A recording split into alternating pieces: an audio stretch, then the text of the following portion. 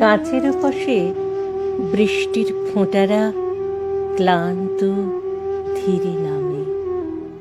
যে বৃষ্টি আমাকে ভিজিয়ে জমাট বেঁধেছিল বহুদিন কাঁচেরই পাশে। অনেক দিনের গান আমার মায়ের মুখে হয়তো বা শুনেছি দু একবার।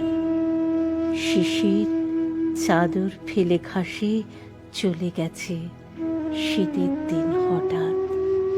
নিজেকে একলা করে দিয়ে মাঠের কিনারে দূর থেকে দেখতাম আমাদের পিতামহ চড়াই পাখিদের জন্য আনন্দের গান গাইতেন। প্রায় বিস্মৃত মাটির পৃথিবীর স্বাদ, প্রত্যেকটি জিনিস, আসবাবপত্র, লতা, বৃক্ষ আর পাথরগুলো। দলনেতা বদলে রাজা বা ফেরাও বদলে